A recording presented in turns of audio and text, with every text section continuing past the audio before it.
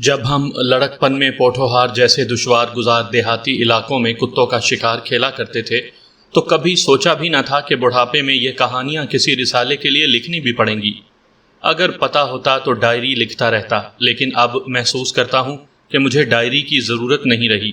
آپ نے حکایت جنوری سن 1971 کے شمارے میں میری کہانی جیکی بیچاری کا کیا قصور شائع کی تھی۔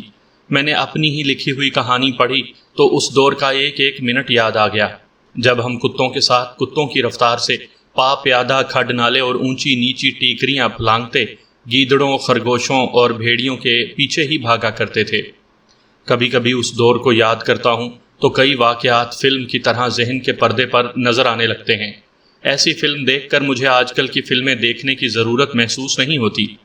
میری کہانی جیکی بیچاری کا کیا قصور سننے والوں کو یاد ہوگا کہ اپنے عزیز دوست افضل کے کتے بولی کی تلاش میں پانی مار کی غار میں گھس گیا تھا اور غار کی بھول بھلائیوں میں دور اندر جا کر بھیڑیوں سے مقابلہ ہو گیا تھا۔ ایک بھیڑیے کو میں نے چاقو سے مار ڈالا تھا اور دوسرے کو بولی نے ختم کر دیا تھا۔ بھیڑیوں سے مقابلہ کرتے ہوئے ایک بھیڑیے نے میرے ٹخنے میں دانت گاڑ دیے تھے، زخم گہرے تھے۔ افضل کو اس کے اپنے ہی بولی نے ٹانگ پر کاٹ کھایا تھا، اس کا زخم بھی گہرا تھا۔ دونوں کے زخم بھرتے مہینہ لگ گیا۔ ہم کسی ڈاکٹر سے مرہم پٹی تو کرایا نہیں کرتے تھے، کورے سوت کی پٹی کو جلا کر اس کی راکھ یا پسی ہوئی ہلدی گھی میں تل کر زخم پر باندھ دیا کرتے تھے۔ ہم تو ٹوٹی ہوئی ہڈیاں بھی خود ہی جوڑ لیا کرتے تھے۔ زخم بھرتے تک ہم اگلے شکار کا پروگرام بناتے رہے اور ماں جی مرحومہ اٹھتے بیٹھتے دھمکی دیتی رہیں کہ اب تو کتے کو لے کر باہر نکلا تو ٹانگیں توڑ دوں گی اور کتے کو کچلا کھلا دوں گی۔ آپ کو شاید معلوم ہوگا کہ کچلا ایک زہر ہوتا ہے جو کتوں کو مارنے کے لیے کھلایا جاتا ہے۔ اگر میں ماں جی کو یہ بتا دیتا کہ مجھے بھیڑیے نے کاٹا ہے تو وہ بے ہوش ہو جاتی۔ ہم نے گاؤں والوں کو بتایا تھا کہ کتے نے کاٹا ہے، ورنہ سب کی مائیں مل کر ہمارا شکار ہی بند کر دیتی۔ ہمارے علاقے کا سب سے زیادہ خطرناک درندہ بھیڑیا ہوا کرتا تھا، جسے ہم اپنی زبان میں بھگیاڑ کہا کرتے تھے۔ اب علاقے میں جنگل کم اور آبادیاں زیادہ ہو گئی ہیں، اس لیے بھیڑیے بھی کم ہو گئے ہیں۔ کبھی کبھار رات کو بہت دور سے بھیڑیے کی آواز سنائی دیتی ہے تو لڑکپن اور جوانی کا وقت یاد آ جاتا ہے۔ کبھی تو بھیڑیے کی آواز اس طرح لگتی ہے جیسے کوئی بھیڑیا للکار رہا ہو کہ آؤ اب میرا شکار کر کے تو دیکھو، مگر اب میں شکار کے قابل نہیں رہا۔ بڑھاپا بھیڑیوں کا چیلنج قبول نہیں کرنے دیتا۔ وقت وقت کی بات ہے، ہمارا وقت کچھ اور تھا، یہ وقت کچھ اور ہے۔ زمانہ تو بدلا سو بدلا، انسان بھی بدل گئے ہیں اور تو اور موسم بھی بدل گئے ہیں، مگر افسوس اس بات پر آتا ہے کہ ایک چیز جسے بہت مدت پہلے بدل جانا چاہیے تھا وہ جوں کی توں ہمارے ہاں موجود ہے۔ وہ ہے پیر پرستی، ویسی کی ویسی ہے جیسے ہمارے وقتوں میں ہوا کرتی تھی۔ ہم بھی پیروں کی پوجا کرتے تھے، جس کی وجہ صرف یہ تھی کہ ہمارے بزرگ ان کے پجاری تھے۔ ہمارے گاؤں سے 2 کوس دور ایک پیر کی گدی تھی، اب بھی ہے۔ میں اس گدی کا مرید تھا۔ والد صاحب مرحوم جب مجھے ان کا مرید بنانے کے لیے لے گئے تھے تو برادری کا ایک جلوس ساتھ گیا تھا۔ میرے ہاتھ میں سبز جھنڈا دیا گیا تھا جس پر سفید کپڑے کا بنا ہوا حضرت علی رضی اللہ تعالیٰ عنہ کا دست مبارک سلا ہوا تھا۔ 2 ڈھول بھی ساتھ تھے۔ پیر صاحب کے دربار میں حاضر ہوئے تو میرے والد صاحب نے نقد نذرانہ پیر صاحب کے پاؤں میں رکھ کر 2 زانو اور دست بستہ عرض کی تھی کہ ناچی اس کے حقیر بیٹے کو مریدی کا شرف بخشا جائے۔ جب پیر صاحب نے شراب کے نشے سے چڑھی ہوئی آنکھوں کو ذرا کھول کر مجھے مریدی کا شرف بخشا تھا تو والد صاحب نے میرے سر پر ہاتھ رکھ کر دبایا اور میری پیشانی پیر کے پاؤں پر رکھ دی تھی۔ مجھ پر پیر کا جلال ایسا سوار ہوا اور میں نے اس کے پاؤں چوم لیے تھے۔ فضا ہی کچھ ایسی تھی۔ اس کے بعد ہم جب بھی شکار کا ارادہ کرتے تھے تو 1 روز پہلے پیر صاحب سے کامیابی اور سلامتی کی دعا کروایا کرتے تھے، اور کبھی کبھی 2-3 روٹیوں پر پیر صاحب سے پھونک مروا کر تمام کتوں کو کھلایا کرتے تھے۔ پیر صاحب کے خصوصی مرید ہمیں کہا کرتے تھے کہ پیر صاحب کی دم کی ہوئی روٹی کھا کر کتے شیر کو بھی مار لیا کرتے ہیں، لیکن ہمارے علاقے میں شیر نہیں تھے جو ہم پیر صاحب کی اس کرامت کو آزماتے۔ ہمارے پیر صاحب کی کرامات کی فہرست بہت لمبی ہے۔ ان کے متعلق کئی روایات مشہور تھیں۔ ایک یہ کہ اگر سانپ یا ناگ یا اژدہا راستہ روک لے تو پیر صاحب کا نام لینے سے سانپ، ناگ، اژدہا، شیر، چیتا یا جو کوئی درندہ یا بلا ہو راستہ دے دیتی ہے۔ میرے والد صاحب نے مجھے سنایا تھا کہ ایک بار ایک آدمی رات کے وقت کہیں جا رہا تھا کہ ایک ناگ نے پھنکار کر اس کا راستہ روک لیا۔ وہ آدمی ہمارے پیر صاحب کا مرید تھا۔ اس نے پیر صاحب کا نام لیا تو ناگ نے پھن لپیٹ لیا اور اس طرح بے حس ہو گیا جیسے مر گیا ہو۔ وہ آدمی ناگ کے اوپر سے گزر آیا۔ اسے پیچھے سے آواز سنائی دی، یہاں سے کبھی کوئی زندہ نہیں گزرا، تم نے ایسے پیر کا نام لیا ہے جس سے ہمارا بادشاہ بھی ڈرتا ہے۔ وہ آدمی کون تھا؟ کسی کو معلوم نہیں۔ کوئی بھی یہ کہنے والا نہیں کہ اس آدمی نے مجھے یہ کہانی سنائی تھی۔ پھر بھی لوگ اس کہانی کو سچ اور برحق تسلیم کرتے تھے، اور مزے کی بات تو یہ ہے کہ میں بھی پیر صاحب کی اس کرامت پر ایمان لے آیا تھا۔ اس کے علاوہ پیر صاحب کی کرامات یہ تھیں کہ آندھی اور گولوں کو روک لیتے تھے، بے وقت بارش آ جائے تو روک لیتے تھے، کوئی مسافر راستے سے بھٹک جائے تو پیر صاحب کا نام لینے سے اسے صحیح راستے کا علم ہو جاتا تھا، کسی کی گائیں، بھینس، بیل یا بکری گم ہو جائے تو پیر صاحب کو نظر آ جاتا تھا کہ گمشدہ مویشی کہاں ہے۔ ہم ان کرامات پر ایمان رکھتے تھے، حالانکہ ہمارے مویشی گم ہوتے رہتے تھے، مسافر راستوں سے بھٹک کر کہیں سے کہیں پہنچ جایا کرتے تھے۔ مئی جون میں آندھیاں اور بگولے چلتے تھے تو ہمارے بھوسے کے ڈھیروں کو جو سارے سال کی کمائی ہوتی تھی اڑا لے جاتے تھے۔ بے وقت بارشیں بھی ہوتی تھیں جو ہمارے کھیت کھلیان کا ستیہ ناش کر جاتی تھیں، پھر بھی ہم پیر صاحب کی کرامات پر یقین رکھتے تھے۔ پیر صاحب کا ایک بیٹا تھا، عمر 30 سال ہوگی، شادی شدہ تھا اور باپ کے بعد گدی کا حقدار۔ سنا تھا کہ پیر صاحب نے ساری کرامات اسے عطا کر دی ہیں اور اب وہ آندھی اور بارش کو روک سکتا ہے، اور بھولے بھٹکے مسافر اس کا نام لے کر راستہ معلوم کر سکتے ہیں۔ دیہات میں اس کی عزت اس کے باپ جتنی تھی۔ جس گاؤں سے گزرتا تھا راہ چلتے لوگ رک کر سر جھکا دیتے تھے، اور عورتیں سروں پر دوپٹے اوڑھ کر اپنی انگلیوں کو چومتی اور آنکھوں سے لگاتی تھیں۔ پیر صاحب کے اس بیٹے کو ہم چھوٹے شاہ جی کہا کرتے تھے۔ مریدوں کے خالص دودھ، مکھن، گھی، انڈوں اور مرغیوں کے پلے ہوئے یہ چھوٹے شاہ جی غیر معمولی طور پر تنومند تھے۔ گہرے گلابی رنگ کی وجہ سے خوبرو بھی تھے، نقش بھی اچھے تھے۔ ان کی اصلی کشش تو یہ تھی کہ وہ پیر صاحب کے فرزند تھے۔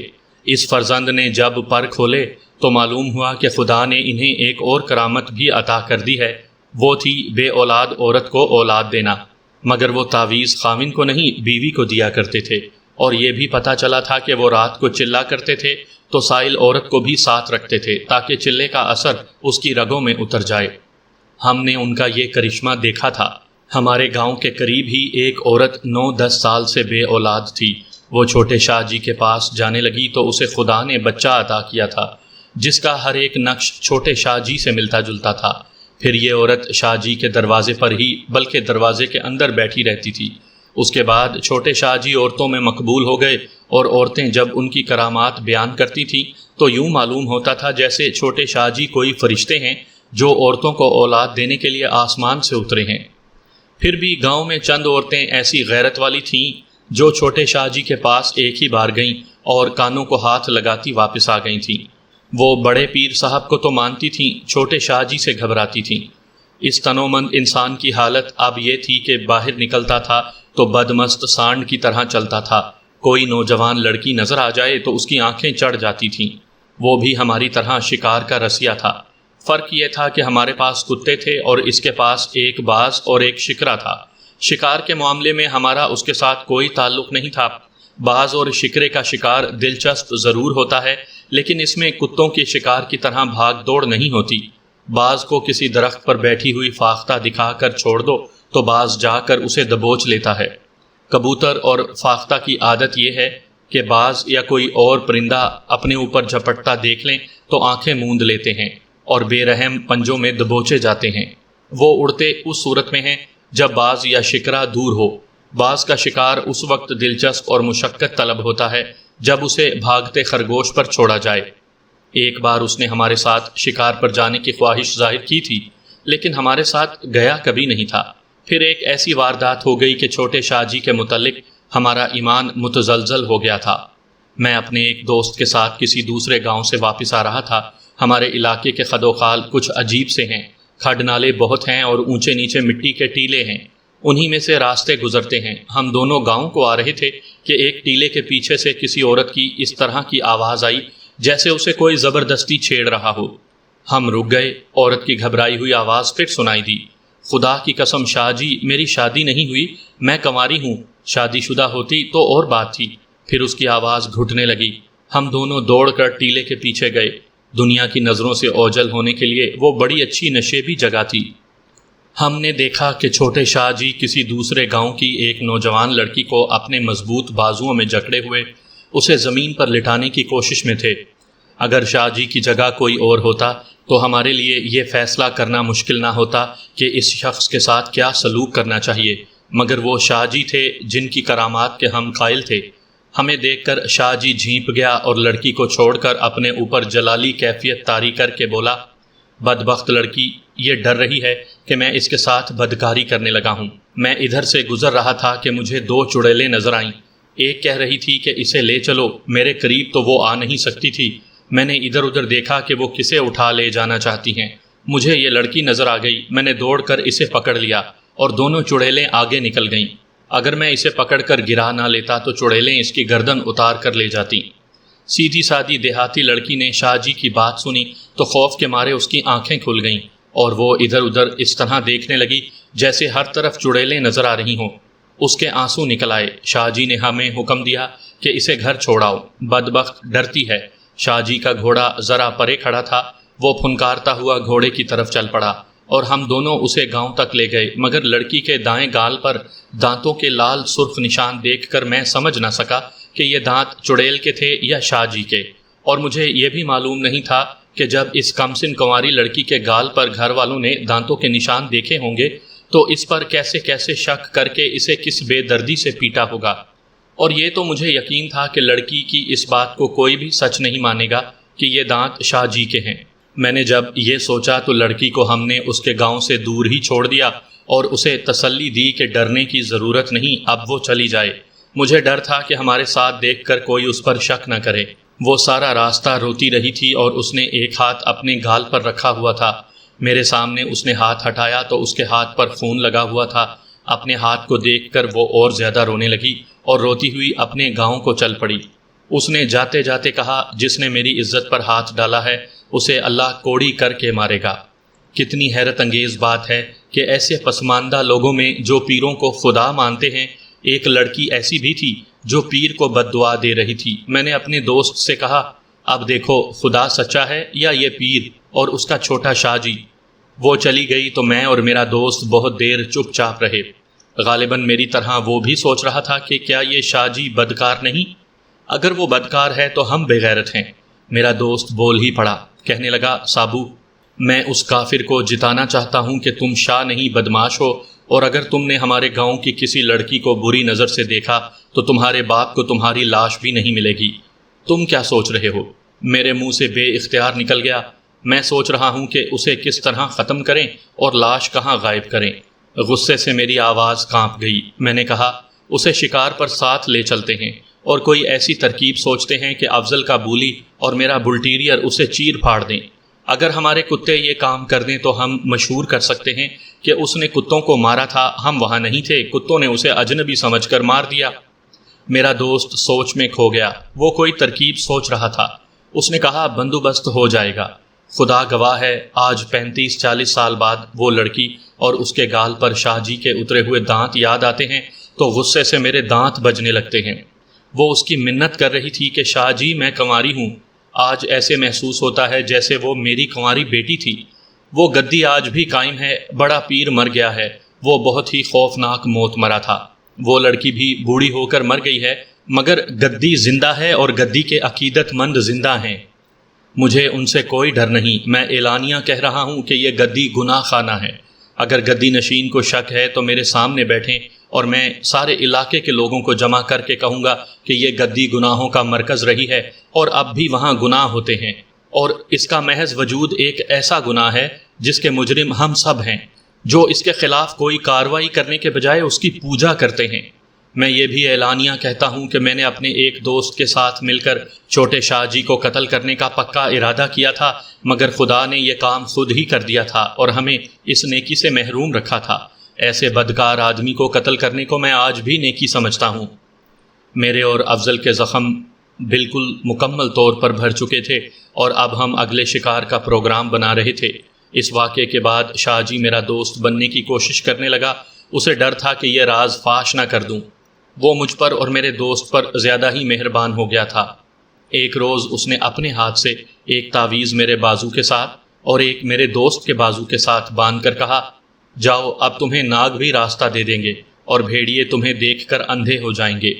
میں نے اپنے بازو سے شاہ جی کے ہاتھ کا باندھا ہوا تعویذ کھول کر اسے دے دیا۔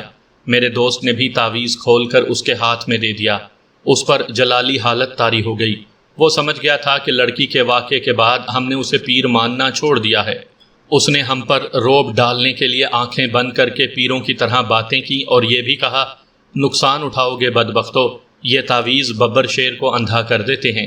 پھر اس نے ہمیں گنوار دیہاتی اور اپنے مرید سمجھ کر جب یہ کہا کہ تمہاری جوان بہنیں میرے دربار آ کر میرے آگے لیٹ جاتی ہیں، تو میں نے اس کے کندھے پر ہاتھ رکھ کر کہا، سنو جناب شاہ جی، ہم یہ تعویذ نہیں باندھتے، آؤ ہمارا جو کچھ بگاڑ سکتے ہو بگاڑو۔ میں تمہیں بتا دیتا ہوں کہ تم نے ایک کنواری لڑکی کی عزت پر ہاتھ ڈالا تھا، وہ روتی ہوئی گھر گئی تھی، یاد رکھو اس معصوم کے آنسو تم سے انتقام لیں گے۔ وہ کچھ گھبرایا تو ضرور تھا، لیکن سارے علاقے پر اس کی حکمرانی تھی۔ اس نے ہمیں ڈرانے کی کوشش کی مگر فوراً ہی دوستانہ باتوں پر اتر آیا اور ہنسنے لگا، کہنے لگا، تمہیں جوانی نے اور 10 جماعتوں کی تعلیم نے اندھا کر دیا ہے، اللہ تم پر رحم کرے گا۔ انہی دنوں خبریں ملنے لگیں کہ ہمارے گاؤں سے کوئی 8 کوس دور ناگوں کے ایک جوڑے نے کئی مویشیوں کو ڈس کر مار ڈالا ہے اور لوگوں کا راستہ بند کر دیا ہے۔ انہیں مارنے کے بہت جتن کیے گئے، سب ناکام رہے۔ دیہات کے لوگ مافوق الفطرت باتوں کو فوراً تسلیم کر لیتے ہیں۔ کسی نے کہہ دیا کہ یہ ناگ نہیں جن ہیں، جو 100 سال عمر پوری کر کے ناگ بن گئے ہیں، اب 100 سال بعد انسان کے روپ میں آ جائیں گے۔ ہم من چلے خطروں میں کود جانے والے ان ناگوں کے شکار کے لیے تیار ہو گئے، لیکن گاؤں میں ہم نے کسی کو نہ بتایا کہ ہم ناگوں کے شکار کو چلے ہیں، ورنہ ہماری مائیں ہمیں زنجیروں سے باندھ دیتیں۔ میں نے اور میرے دوست نے چھوٹے شاہ جی کو ختم کرنے کے لیے ایک ترکیب سوچ لی تھی۔ ہم اسے ملے اور کہا کہ ہم ناگوں کے شکار کو جا رہے ہیں، اور اگر اس کے تعویذ واقعی ناگ کو اندھا کر سکتے ہیں تو ہمارے ساتھ شکار کو آئے۔ وہ تیار ہو گیا۔ اس نے کہا کہ وہ اپنا باز ساتھ لائے گا۔ اس نے کہا کہ وہ بڑے شاہ جی سے تعویذ لکھوا کر بازو سے باندھ کر آئے گا، تم دیکھنا ناگ کس طرح اندھے ہوتے ہیں۔ مگر میں سوچ رہا تھا کہ میں اس بدکار شاہ کو کس طرح اندھا کروں گا۔ اس سے پہلے میں نے کبھی کسی انسان کو ذرا سی بھی تکلیف پہنچانے کی نہیں سوچی تھی۔ اب میں ایک آدمی کو ہمیشہ کے لیے ختم کرنے کے لیے ساتھ لے جا رہا تھا۔ میں نے اپنے دوست سے ایک بار کہا تھا کہ یار، خدا ایسے بدکاروں کو سزا کیوں نہیں دیتا۔ 2 روز بعد ہم سورج نکلنے سے بہت پہلے چل پڑے۔ شاہ جی سمیت ہم 12 آدمی تھے۔ کتے تو تھے جن میں افضل کا بولی بھی تھا۔ اب کہ اچھو کی جیکی ساتھ نہیں تھی، دراصل اچھو ہم سے ناراض ہو گیا تھا کہ ہم نے اس کی جیکی کو بدنام کر دیا ہے۔ اس کی شکایت بجا تھی۔ ہم نے سارے گاؤں کو بتا دیا تھا کہ آج جیکی کی وجہ سے ہمارے کتے لڑ پڑے تھے اور بولی نے اپنے مالک کو کاٹ لیا تھا۔ اس سے اچھو کی ناک کٹ گئی تھی۔ وہ اپنی جیکی کے چال چلن کے خلاف ایک لفظ سننے پر آمادہ نہیں تھا۔ بہرحال اس کی ناراضگی کو ہم نے بہتر ہی سمجھا۔ اگر وہ جیکی کو ساتھ لے چلتا تو پھر وہی ہنگامہ ہو جاتا جس سے افضل اور میں زخمی ہو گئے تھے۔ سامعین کرام، آپ سن رہے ہیں صابر حسین راجپوت مرحوم کی شکاریات میں سے ایک دلچسپ اردو داستان جس کا نام ہے خدا کی قسم میں کنواری ہوں۔ یہ اس سلسلے کی پہلی قسط ہے۔ مجھے امید ہے آپ کو میری یہ کاوش پسند آئے گی۔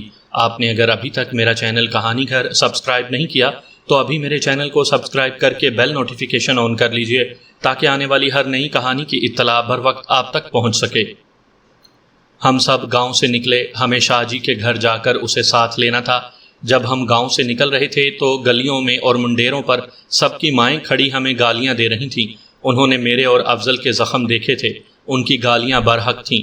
ان میں 2 ماؤں کی آواز سب سے زیادہ بلند اور صاف تھی، ایک میری ماں کی اور دوسری افضل کی ماں کی، لیکن ہمارے باپ کھڑے ہنس رہے تھے۔ شاہ جی کے گھر گئے تو وہ تیار تھے۔ اس نے باز ساتھ لے لیا اور گھوڑے پر سوار ہو کر ہمارے ساتھ چل پڑا۔ یہ پہلا موقع تھا کہ ہمارے ساتھ ایک گھوڑا جا رہا تھا۔ ہم پا پیادہ گھوڑوں کی طرح دوڑا کرتے تھے۔ ہم نے ادھر ادھر سے پوچھ لیا تھا کہ ناگوں کا علاقہ کون سا ہے، راستہ بھی پوچھ لیا تھا۔ ہم 12 آدمی، 9 کتے، 1 گھوڑا اور 1 باز ناگوں کے شکار کو چل پڑے۔ ہم نے کتوں کو زنجیروں سے باندھ رکھا تھا۔ راستے میں ہم کوئی شکار نہیں کھیلنا چاہتے تھے کیونکہ ہمیں 8 کوس دور جانا تھا۔ نہ ہم خود دوڑ کر تھکنا چاہتے تھے، نہ کتوں کو تھکانا مناسب سمجھا۔